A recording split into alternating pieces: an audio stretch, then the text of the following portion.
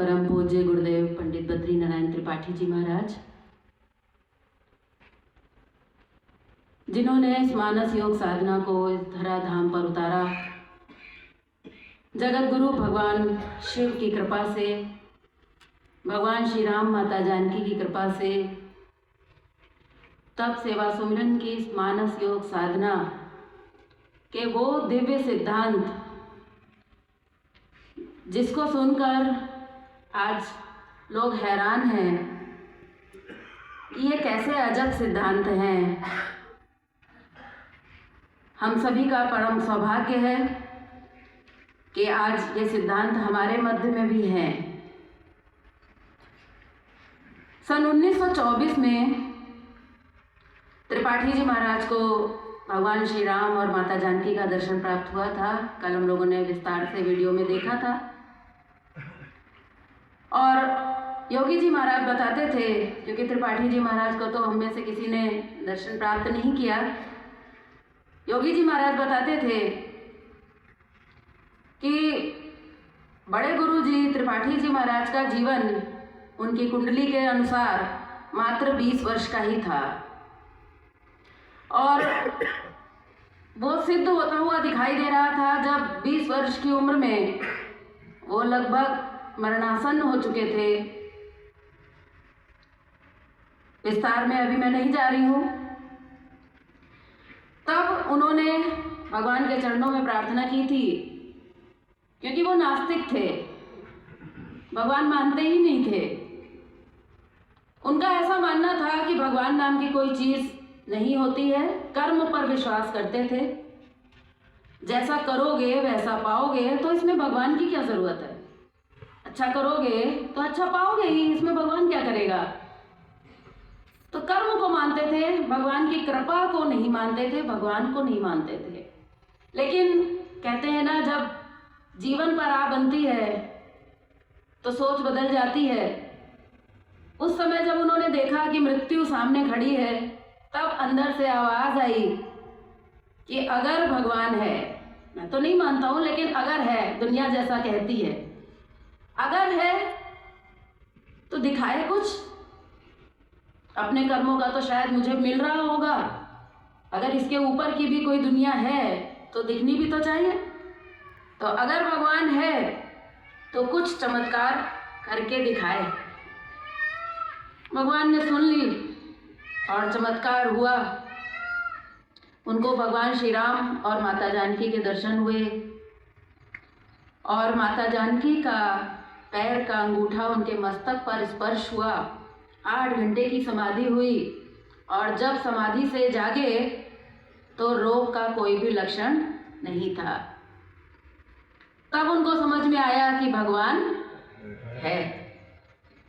उन्होंने वादा किया था कि अगर भगवान है तो फिर इस दुनिया में क्या रखा है, फिर तो भगवान को ही जीवन समर्पित करना है। तो भगवान के जगत गुरु शिव जी का उनको दर्शन प्राप्त हुआ, उनका सानिध्य प्राप्त हुआ और ये रामचरितमानस के दिव्य सिद्धांत तप सेवा सुमिरन उनको 1924 में प्राप्त हुए और माता जानकी की कृपा से उनको आगे 20 वर्ष का जीवन और प्राप्त हुआ और 40 वर्ष की उम्र में उन्होंने 1944 में अपना शरीर पूरा किया। सुनने में लग सकता है कि बड़ा कम उम्र थी, 40 वर्ष ही केवल, लेकिन मैं हमेशा इस बात को महसूस करती हूँ कि अच्छा विद्यार्थी वही है जो कम समय में अपने पेपर को पूरा कर ले। ठीक है कि नहीं? 3 घंटे तक अगर उसी में उलझा रहे तो बढ़िया नहीं है। 1 घंटे में पेपर पूरा कर ले, 1 घंटे में आराम से रिवाइज कर ले और 1 घंटे पहले निकल जाए तो उसका आनंद ही कुछ और है। त्रिपाठी जी महाराज ने अपने जीवन काल में अपने जीवन के लक्ष्य को प्राप्त किया और 1944 में अपना शरीर छोड़ते समय परम पूज्य योगी जी महाराज, जो उनके सहपाठी थे, दोनों क्लासमेट थे, साथ साथ पढ़े थे, 1 वर्ष का अंतर था केवल दोनों की उम्र में।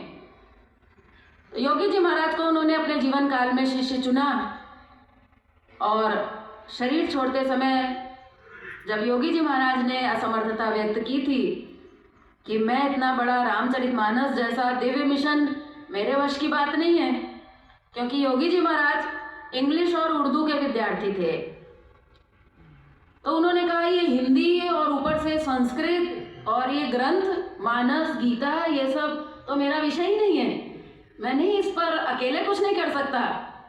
आप थे तो बात और थी, आप छोड़कर जा रहे हैं तो ये दायित्व मेरे वश का नहीं है। उस समय त्रिपाठी जी महाराज ने उनको आश्वासन देते हुए कहा था, तुम्हें कुछ नहीं करना।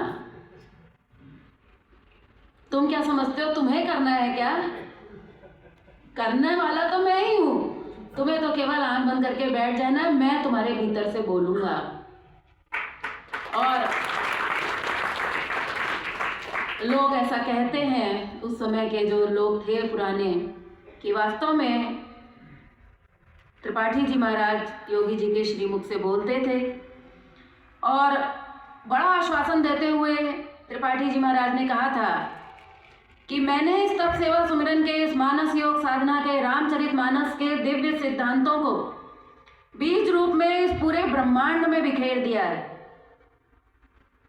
केवल उत्तर प्रदेश में, महाराष्ट्र और गुजरात, राजस्थान में ही नहीं, पूरे ब्रह्मांड में मैंने इन सिद्धांतों को बीज रूप में बिखेर दिया है। जो ग्रहणशील होगा, ग्रहणशील नहीं है तो व्यर्थ है, साक्षात भगवान भी आ जाए सामने तो भी व्यर्थ है। तो बोले जो ग्रहणशील होगा उसको जब ये बीज प्राप्त होंगे, केवल बीज प्राप्त हो जाना ही पर्याप्त नहीं होगा, उसमें खाद पानी भी डालना पड़ता है, बीज की सेवा करनी पड़ती है। बोले जो इस बीज को प्राप्त करके उसकी सेवा करेगा, उसको अपने जीवन में उतारेगा, खाद पानी उसको देगा, तो उसके जीवन में ऐसा प्रकाश प्रकाशित होगा कि उसका जीवन तो आलोकित हो ही जाएगा। साथ ही साथ उसको जो प्रकाश प्राप्त होगा, उस प्रकाश को प्राप्त करके अन्य लोगों को भी प्रकाश प्राप्त हो सकेगा, वो दूसरों के लिए स्वयं एक प्रकाश स्तंभ बनेगा। ऐसा आश्वासन जब गुरु जी ने दिया था, तब योगी जी महाराज निश्चिंत हो गए कि अब गुरु की कृपा मिल गई है, अब आशीर्वाद मिल गया है।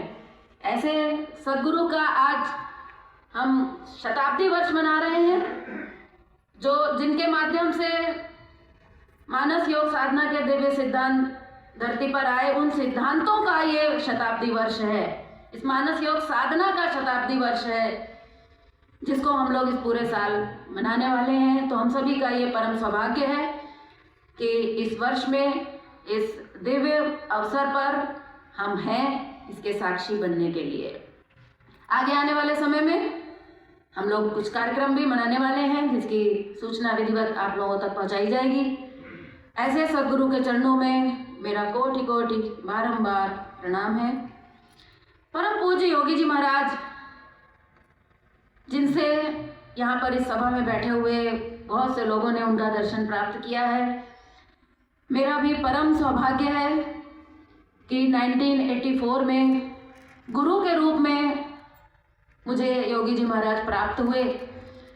गुरु के रूप में इसलिए कह रही हूँ क्योंकि दर्शन की अगर मैं बात करूँ तो शायद होश संभालते ही मैंने उनके दर्शन प्राप्त किए। ये भी मेरा एक परम सौभाग्य है, क्योंकि योगी जी महाराज मेरे नाना जी के गुरु जी थे। मैंने योगी जी महाराज से बहुत सीटी गुब्बारे लिए हैं, इलायची खाई है उनके हाथ से, बहुत प्यार मिला उनका।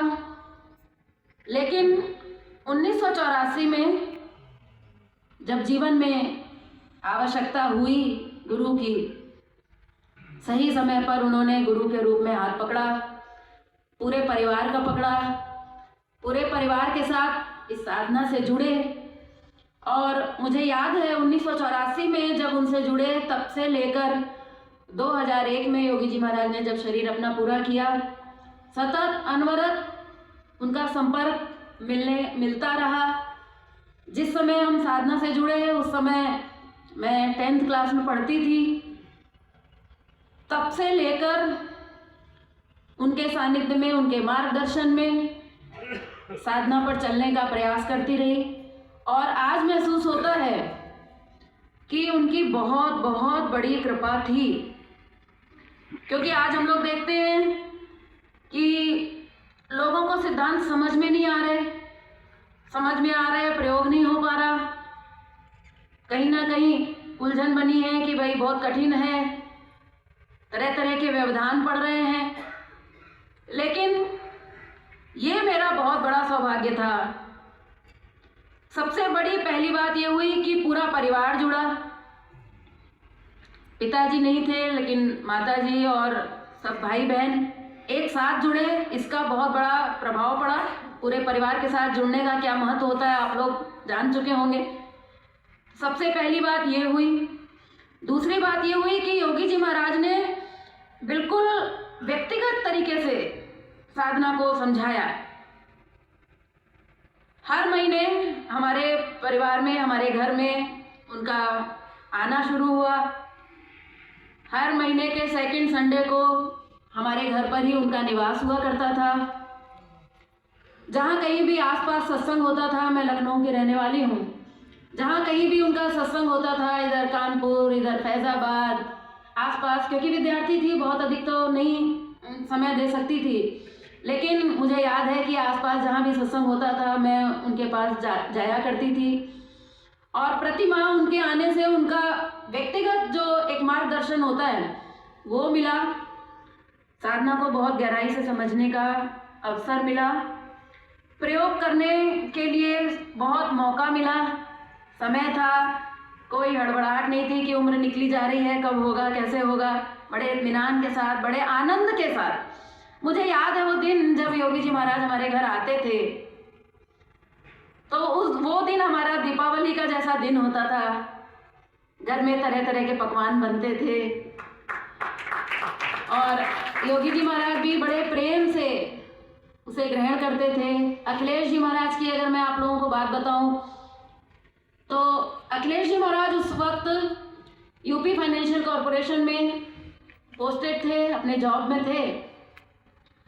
एक समय में 3-3 जिले उनके अंडर में रहा करते थे। बहुत प्रबुद्ध ऑफिसर के रूप में वो जाने जाते थे। तो लखनऊ में भी उनका आगमन हुआ करता था, क्योंकि वहाँ पर भी वो जोनल मैनेजर थे। तो वहाँ लखनऊ में एक 5 स्टार होटल में उनकी ऑफिशियल व्यवस्था होती थी। उस व्यवस्था को छोड़कर हमारे छोटे छोटे से 2 कमरे के मकान में वो आकर हमारे घर पे ही निवास करते थे। ये गुरु की कृपा नहीं तो और क्या है। हम लोग पूरे महीने गुरु लोगों का, योगी जी महाराज का, योगी जी महाराज आते थे, साथ में अखिलेश जी महाराज भी, सविता माता जी भी, अक्सर शशि दीदी भी, सभी वरिष्ठ साधक जो भी योगी जी के साथ रहा करते थे, ये सभी हमारे परिवार में आते थे। तो इस तरह से धीरे धीरे करके साधना आगे बढ़ती चली गई। और उसके बाद ये भी मेरा, फिर से कहूँगी कि एक सौभाग्य था कि योगी जी महाराज की कृपा से मेरा विवाह 1994 में डॉक्टर साहब के साथ हुआ। ये भी योगी जी महाराज की कृपा थी, क्योंकि गुरु की दृष्टि जो होती है वो बड़ी दिव्य दृष्टि होती है, दूर दृष्टि होती है। मेरा ऐसा मानना था, मैंने योगी जी महाराज से जब भी विवाह के संबंध में कभी भी व्यक्तिगत चर्चा होती थी तो योगी जी महाराज मुझसे पूछते थे। मैं आज आपसे अपने मन की बात शेयर कर रही हूँ। तो योगी जी महाराज अक्सर मुझसे पूछते थे कि भाई क्या इरादा है तुम्हारा, क्या विचार है, कैसा चाहिए तुम्हें वर। तो मैं उनसे हमेशा केवल एक ही बात कहती थी कि बस ऐसा होना चाहिए कि साधना में व्यवधान न पड़े, क्योंकि लड़कियों के लिए ये बड़ी भारी समस्या है। तो मैं उनसे हमेशा ये कहती थी कि वैसे तो विवाह करना भी कोई ज़रूरी नहीं है, मेरी इच्छा नहीं है, लेकिन इस बात को हमेशा योगी जी ने सिरे से खारिज कर दिया था। बोले नहीं, ऐसा तो नहीं होगा, राम जी ने भी विवाह किया, कृष्ण जी ने भी विवाह किया, वो तो करना पड़ेगा। तो मैंने हमेशा उनसे यही कहा कि साधना में व्यवधान न पड़े। तो उन्होंने ऐसा वर दिया कि साधना में बिल्कुल भी व्यवधान नहीं पड़ा, बल्कि साधना में और वृद्धि हुई। आज हम दोनों लोग मिलकर गुरु के कार्य में संलग्न हैं, ये कम सौभाग्य की बात नहीं है।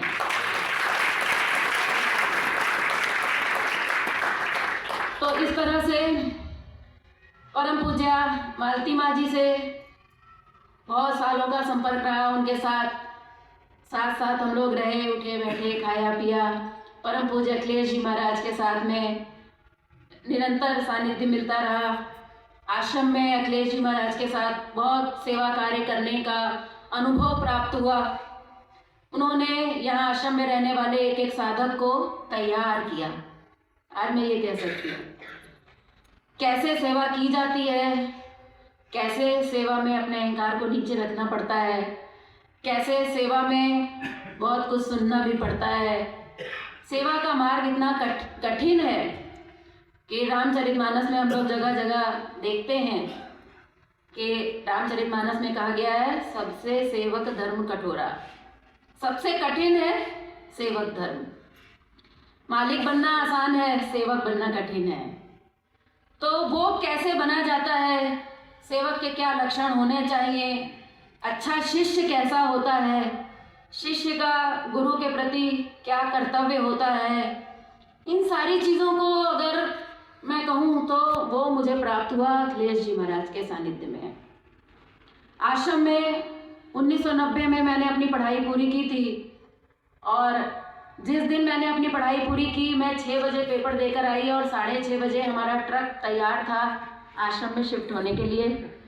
उसी दिन सेम डे हम लोग आश्रम में, जब बरेली में आश्रम था तो हम लोग वहाँ पर शिफ्ट हुए और तब से इस तरह से ये कार्य चलता रहा। बरेली में रहे, उसके बाद फिर मेरठ में जब आश्रम शिफ्ट हुआ तब गुरु की कृपा से यहाँ भी आने का अवसर प्राप्त हुआ।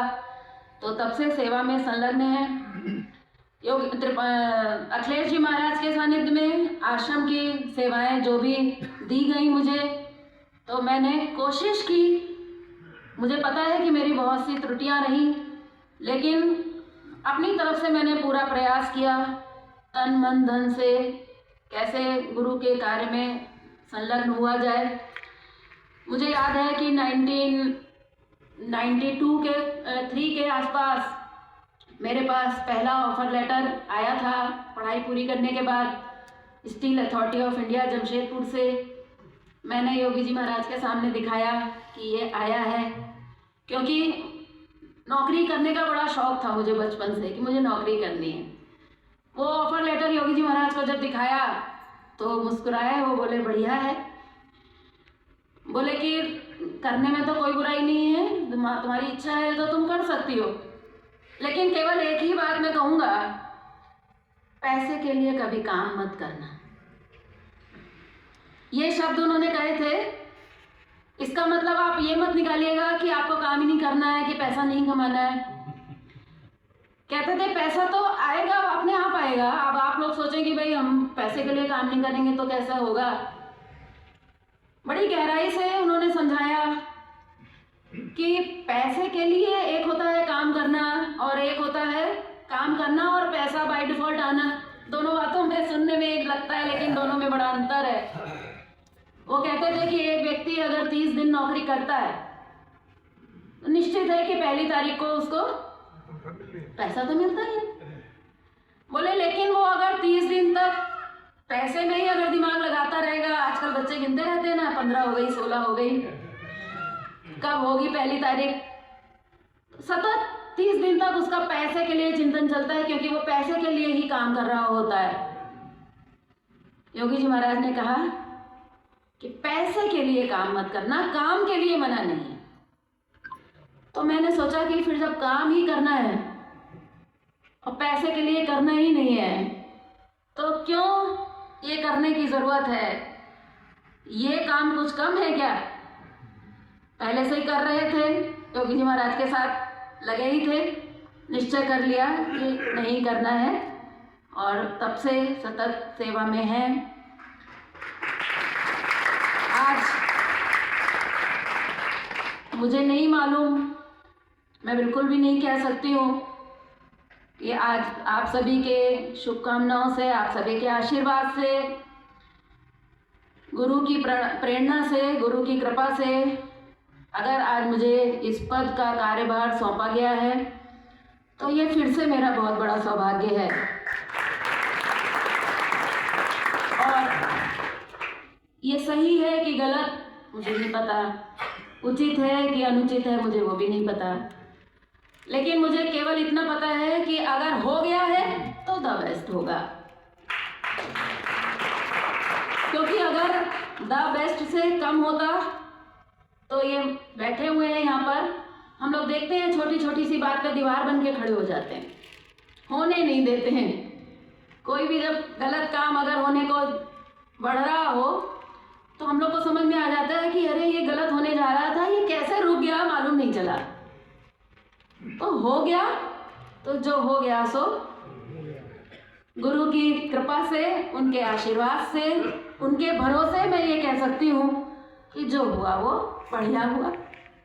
अपना काम तो केवल एक ही है कि जितना आपको मिला है उतना आप आगे देने की कोशिश करें, अपने जीवन का उद्धार करें, अपने जीवन का उत्थान करें, और यदि आपसे कुछ बन पड़े तो दूसरे के जीवन में, उसके उत्थान में सहयोग देने का प्रयास करें। यही पहले भी कर रहे थे, यही अब भी कर रहे हैं। फर्क सिर्फ इतना है कि अब गुरु की कृपा अनंत रूप में हमारे साथ है। उन्हीं की ऊर्जा से, उन्हीं की कृपा से ये मिशन बहुत आगे तक जाएगा, जाना है इसको। अखिलेश जी महाराज अक्सर कहते थे कि एक दिन ऐसा आएगा जब कम से कम 50% दुनिया तो इसको जानेगी, ऐसा वो कहते थे। तो अभी भी कुछ बिगड़ा नहीं है। कब, किस माध्यम से, किस रूप में? यहाँ पर हमारे यहाँ एक वृंदावन के बहुत सिद्ध संत आते हैं, आचार्य श्री जुगल किशोर जी महाराज। वो जब भी यहाँ आते हैं तो कहते हैं कि मुझे मालूम नहीं चलता कि गुरु जी यहाँ नहीं है, मुझे तो वो हर पत्ते पत्ते में दिखाई देते हैं, हर कण कण कण में उनकी आंखें मुझे देख रही होती हैं। ये मैं अपने अनुभव से कहता हूँ। अब हम लोग के पास उतनी दिव्य दृष्टि नहीं है, इसलिए हो सकता है हमें इतने न दिखाई देते हों, लेकिन बाहर से आने वाले प्रत्येक साधक का यह अनुभव रहता है कि आश्रम के गेट के अंदर प्रवेश करने के बाद एक ऊर्जा का संचार होता है। क्या कहते हैं, होता है? क्योंकि ये गुरु का स्थान है। तब सेवा सुमिरन के सिद्धांत अनेक स्थानों पर विभिन्न रूपों में आज भी एक मिशन के रूप में लोग चला रहे हैं। तब सेवा सुमिरन के प्रचार प्रसार में बहुत से लोग स्वतंत्र रूप से भी काम कर रहे हैं। बहुत अच्छी बात है, गुरु के सिद्धांत जितने ज़्यादा से ज़्यादा लोगों तक पहुंच पाएँ बड़ी अच्छी बात है। लेकिन फिर भी मैं कहूँगी, हमेशा मेरे दिल से एक आवाज़ आती है, जड़ से जुड़ो। ये मेरठ का सेंटर इन तप सेवा सुमिरन के सिद्धांतों की जड़ है। सिद्धांत तो वही है, और भी जहाँ कहीं भी हम इन सिद्धांतों को जिसके भी श्रीमुख से सुनते हैं, सिद्धांत तो वही है। लेकिन अगर हम उन सिद्धांतों को केवल सिद्धांत रूप में लेंगे, केवल हम उसके फूल पत्तों को अगर हम देखेंगे, तो हम जड़ से भटकने का रिस्क रखेंगे। इसलिए साधकों को मैं कहूँगी कि बड़ी गंभीरता से इस बात को भी साथ में समझने की कोशिश करें कि यहाँ पर इस मेरठ के केंद्र पर योगी जी महाराज, अखिलेश जी महाराज, पूज्य मालती माँ जी का ये तप स्थली है। उनकी कृपा है, उनके वाइब्रेशन है। यहाँ पर समाधि के रूप में गुरु जी हमारे बीच में साक्षात विराजमान हैं। इसलिए जड़ से अगर आप जुड़कर चलेंगे तो आप देखेंगे कि आपका विकास कई गुना होगा। इसलिए आते रहिए। अब आप कहेंगे आप आने तो देते नहीं हैं, आए कैसे? ठीक बात है। मैं इस बात के लिए भी बहुत बहुत क्षमा प्रार्थी हूँ, क्योंकि उन सारे लोगों की क्या कहना चाहिए पता नहीं, वो भी मैं अभी झेल रही हूँ।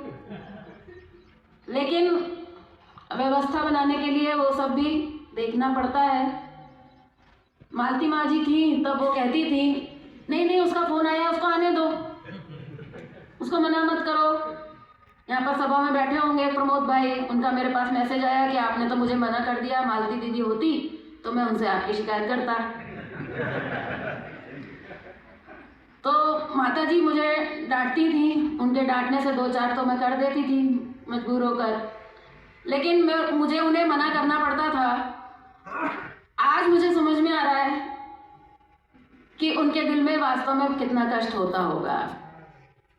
मुझे पहले उतना कष्ट नहीं होता था, इस बार ज़्यादा हुआ है, लेकिन फिर भी सख्ती तो करनी है, आगे इससे भी ज़्यादा सख्ती की जाएगी, क्योंकि देखिए विस्तार हो रहा है, इसलिए सभी बातों का अपनी अपनी जगह बहुत महत्व है। अभी आश्रम के लिए एक और आप सभी साधकों के लिए एक बहुत बड़ी और भी खुशखबरी है कि आश्रम के बगल में जो भूमि है काफ़ी समय पहले ली गई थी, लेकिन उसमें कुछ कुछ व्यवधान थे, इस वजह से वो भूमि का कार्य अभी तक बहुत आगे नहीं बढ़ पाया। लेकिन उसमें जो व्यवधान था उसको दूर करने के लिए उसके बगल वाली ज़मीन भी संस्था ने अभी ले ली है। तो जो व्यवधान उसकी वजह से आ रहा था वो भी अभी ख़त्म हो गया है। तो हम लोगों का प्रयास है कि अगली नवरात्रि नहीं तो उससे अगली नवरात्रि तक निश्चित रूप से हम लोग काफ़ी विस्तार कर लेंगे, ऐसा आश्वासन मैं दे रही हूँ, क्योंकि मुझे पता है कि जो देश भर में शिविर लगाए जा रहे हैं उस शिविर का उद्देश्य तो यही है ना कि आप बाहर से शिविर करके और फिर यहाँ आए, और फिर जब आपको यहाँ आने को नहीं मिलता तो हमें कष्ट तो होता है। मैं तो कहूँगी कि जो बहुत पुराने साधक हो गए हैं, जिन्होंने कर लिए यहाँ के 7-8 शिविर,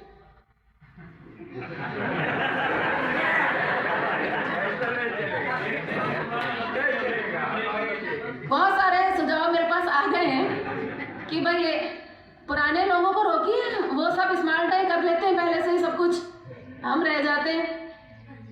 कुछ ना कुछ तो करेंगे, उनका भी करेंगे कुछ ना कुछ, लेकिन आप सभी लोग आए हैं। ये नवरात्रि का उपवास, स्वास्थ्य लाभ हेतु उपवास और अध्यात्म लाभ हेतु अध्यात्म का ये अनूठा संगम है। सच में ये बहुत अनोखा शिविर है। इसका महत्व इसी बात से समझ में आता है कि भूखे मरने के लिए लोग परेशान हैं यहाँ आने के लिए। हम लोग किसी को बताते हैं तो लोग कहते हैं कि यहाँ क्या होता है उस टाइम पे, हम कहते हैं कुछ नहीं, उपवास होता है। भाई कुछ स्पेशल खिलाते हैं क्या उपवास में? बोले नहीं, कुछ भी नींबू पानी ही देते हैं केवल। बोले फिर क्यों लोग आना चाहते हैं? मैंने कहा ये हम लोग बता नहीं सकते कि वो फिर भी क्यों आना चाहते हैं, ये तो वही बता सकते हैं, क्योंकि उन्हें कुछ मिलता है, उन्हें स्वास्थ्य लाभ मिलता है, उन्हें अध्यात्म लाभ मिलता है। इस वाइब्रेशन का, इस वातावरण का ऐसा प्रभाव है जिसको वो वाणी से बयान नहीं कर सकते। मुझे पता है आप सबके चेहरों से, इतने दिनों के अनुभव से, अपने खुद के अनुभव से, कि इस कैंपस के अंदर नवरात्रि काल में विशेष रूप से हमारे धरती पर पैर नहीं पड़ रहे होते। सही है कि नहीं? ठीक है, 1 दिन 2 दिन उभाड़ होता है लोगों को, वो शारीरिक कष्ट वो एक अलग बात है, लेकिन एक जो आनंद उमगता रहता है, पता नहीं चलता है कि कैसे ये 8-9 दिन निकल जाते हैं। तो ये एक अनुभूति का विषय है, ये वाणी का विषय नहीं है जिसको हम बता सकें कि क्यों आते हैं। कुछ तो मिलता है, इसीलिए इतनी दूर दूर से आप सब लोग आते हैं। आप सभी लोगों से हम लोगों का मनोबल बढ़ता है, आप लोगों के आने से हमारे आश्रम परिवार की रौनक बढ़ती है, इसलिए आप सभी लोगों का बहुत बहुत बहुत बहुत हार्दिक अभिनंदन है।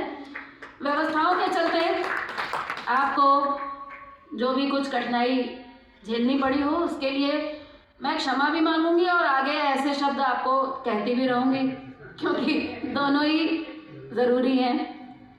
हम लोग इन 9 दिनों तक, इस बार तो 1 दिन का कम कर दिया गया है कुछ आवश्यक कार्य की वजह से। यहाँ पूरा हमारा परिवार ही बैठा है, यहाँ कोई बाहर का ऐसा कोई व्यक्ति नहीं है, कोई इसमें छुपाने वाली बात ऐसी नहीं है। ये भी एक आपको शुभ खुशखबरी देनी है कि 21 अप्रैल को मेरी बेटी की शादी है। तो कुछ ऐसा संयोग बना कि शादी की डेट और नवरात्रि की डेट भी ऐसा पड़ गया कि जिसकी वजह से काफ़ी असमंजस की स्थिति बनी रही कि कैसे होगा, लेकिन गुरु की कृपा से सब होगा। हम अगर गुरु की सेवा में लगे हैं तो गुरु भी हमारी सेवा में हमसे ज़्यादा आगे आगे लगे हैं। हम लोग देख रहे हैं, अनुभव भी हो रहे हैं कि कैसे भगवान आगे से आगे सब बढ़िया से बढ़िया लगे हुए हैं। तो व्यवस्था बनाने के लिए एक दिन का कम किया है, नवमी की जगह अष्टमी को इसको हम लोग पूरा करेंगे। तो इस वजह से ये कार्यक्रम ऐसा है। बड़े आनंद के साथ आप लोग इस उपवास शिविर को पूरा करिए। शिविर की सभी जो यहाँ पर सूचनाएं दी जाए उन सभी सूचनाओं पर बहुत सिंसियरली ध्यान देना है, तभी इस शिविर का हम लोग पूरी तरह से आनंद उठा पाएंगे। उपवास के संबंध में जिसको कुछ भी डॉक्टर साहब से मार्गदर्शन लेना है तो वहाँ से आप लोग मार्गदर्शन भी ले सकेंगे। और इन उपवास के दिनों में बड़े आनंद के साथ रामचरितमानस के सिद्धांतों की चर्चा, तप की साधना, सेवा की साधना, सुमिरन की साधना, साधकों के अनुभव, साधकों के प्रश्नोत्तर, सभी कार्यक्रम यथावत जैसे चलते थे वैसे ही चलते रहेंगे। और ये आप मान के चलिए कि आप ऐसे विशेष जगह पर बैठे हैं, एक ऐसे खास शिविर में आप भाग लेने के लिए आए हैं जैसा शिविर आपको मुझे नहीं लगता कि भारतवर्ष के अंदर कहीं मिलने वाला है। उपवास शिविर तो आपको बहुत मिलेंगे क्योंकि नवरात्रि ऐसा पर्व है जो भारत ही नहीं बल्कि विश्व के बहुत से देशों में बड़े धूमधाम के साथ, बड़े विधि विधान के साथ मनाया जाता है। तो उस दृष्टि से ये शिविर विशेष नहीं है। उपवास की दृष्टि से भी उतना विशेष नहीं है क्योंकि बहुत से लोग उपवास के बहुत अच्छे अच्छे कैंप भी लगाते हैं। पिछली बार अभी एक महात्मा जी आए थे, उन्होंने बताया कि नहीं, हमारे गुरु जी के यहाँ भी ऐसा ही उपवास का शिविर होता है, वहाँ पर तो हम लोग पानी भी नहीं लेते हैं। तो इतना कठिन उपवास वहाँ पर चलता है, वो भी 7 दिन का चलता है। तो उपवास की दृष्टि से भी ये इतना विशेष नहीं है, लेकिन विशेष है उपवास से बढ़ने वाली शक्ति। उपवास तो हम कर लेते हैं लेकिन शक्ति नहीं बढ़ती है क्योंकि उपवास का विधान नहीं है लोगों के पास, उपवास का विज्ञान नहीं है, उपवास की समझ नहीं है। इसलिए जो रिजल्ट, जो स्वास्थ्य लाभ, जो अध्यात्म लाभ हमें इस तप सेवा सुमिरन की मानस योग साधना के अंतर्गत उपवास से मिलता है, वैसा स्वरूप तो मेरे ख्याल से कहीं भी देखने को नहीं मिलता। बहुत बड़ी बड़ी संस्थाएं ऐसे शिविर लगा रही हैं, लेकिन ये सब्जेक्ट मिसिंग है कि भोजन से शक्ति नहीं मिलती, ये किसी को भी मालूम नहीं है। बड़े बड़े आश्रमों में ये शिविर लगाए जाते हैं, लेकिन खा पी कर लगाते हैं। घर परिवार में, समाज में, आप लोग भी साधना में जुड़ने से पहले आपका भी ऐसा अनुभव रहा होगा। लोग कहते हैं साहब पहले दिन का उपवास कर लो और फिर लास्ट दिन का उपवास कर लो तो हो गया पूरा उपवास शिविर।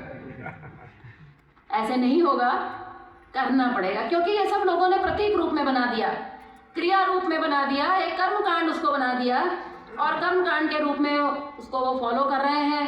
खूब सुबह से लेकर रात तक बढ़िया खा रहे हैं, खूब फल खा रहे हैं, खूब मेवा, मिष्ठान, दूध, दही खूब प्रयोग कर रहे हैं और उसके बाद भी उनको कमजोरी आ रही है। उसके बाद भी वो कहते हैं कि ज़्यादा काम हमको मत बताओ क्योंकि हमारा उपवास चल रहा है। हम लोग भी वैसे ही थे, हमें भी याद है, हम लोग भी वैसे ही थे। बस सुबह से लेकर रात तक बस खाना खाना ही बनता रहता था कि भाई उपवास है तो अभी क्या खाना है, 2-2 घंटे पर अभी क्या खाना है। अब तो डॉक्टर्स लोग भी कह रहे हैं कि भाई उपवास करो तो ऐसे मत करो, ये आप लोग क्या कर रहे हो, ये ऐसा उपवास तो बहुत नुकसान कर जाएगा। उपवास कर रहे हो अच्छी बात है, अब थोड़ा थोड़ा आप समाज में फास्टिंग की वैल्यू कोरोना के बाद से खास तौर से थोड़ी बढ़ने लगी है, तो उपवास लोग करते हैं। लेकिन डॉक्टर्स भी कहते हैं कि भाई 2-2 घंटे पर तो कुछ ना कुछ लेते रहो, पानी खूब पियो, जूस खूब पियो, थोड़ा फल खूब खाओ, किसी तरह से कोई शरीर के अंदर कमी ना रह जाए।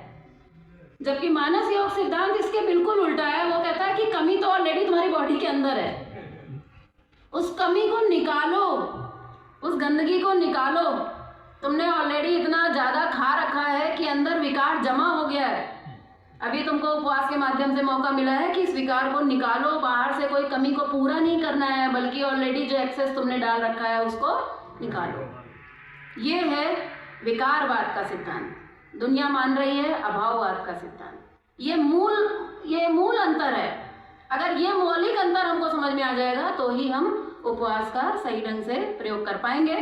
अभी तो हमारे पास बहुत समय है, अभी तो आज पहला सत्र है। आगे आने वाले सत्रों में बहुत विस्तार से सभी विषयों पर हम लोग चर्चा करते रहेंगे। अभी समय के अनुसार इस सत्र को यहाँ पर विराम देते हैं। आगे आने वाले सत्रों में फिर से मिलेंगे। सभी लोगों से मैं कहूँगी कि दोपहर के सत्र में बार बार अनाउंस न कराना पड़े, सभी लोग समय से आएँ। वैसे तो डॉक्टर साहब का सत्र है, आपको पता ही है, तो डांट खाने का मौका ना मिले, समय से आइए। और सभी सत्रों में और देखते हैं हम लोग, जैसे अभी जितनी उपस्थिति है, धीरे धीरे ये उपस्थिति कम होनी शुरू हो जाती है। मालूम नहीं ऐसा क्या ज़रूरी काम लेकर आते हैं आप लोग। कपड़े धोने हैं, यहाँ से जाने के बाद धो लीजिएगा। सब लोग सोचते हैं कि अपना पूरा काम निपटा के ही चलना ठीक रहेगा, पर सबसे बड़ा काम जो आप लेकर आए हैं वो तो यहाँ पर आप व्याख्यान सुनने आए हैं ना, इसलिए इसको मिस करके इससे बढ़कर कोई काम नहीं है। मैं तो यहाँ तक कहूँगी कि अगर आप बीमार भी हैं, अगर आपको कोई तकलीफ भी हो गई है, तो भी आप आइए, आराम से थोड़ा सा टेक लगा कर बैठ जाइए, थोड़े पैर लंबे करके बैठ जाइए। बहुत तकलीफ है, पीछे साइलेंस रूम में चले जाइए, लेकिन सत्संग में अवश्य आना है, वरना आपको इस शिविर का लाभ मिलेगा नहीं। उपवास तो हो जाएगा, लेकिन उपवास का लाभ आपको मिलने वाला नहीं है। इसलिए 100% आपकी उपस्थिति होनी चाहिए। बहुत से लोग कहते हैं कि भाई रूम में हमारा जो रूममेट है वो चला गया सत्संग में, तो चलो अब आराम से हमें समय मिल गया है, अब हम अपने सारे काम निपटा लेते हैं। मत करिए ऐसा। सब पूरा टाइम टेबल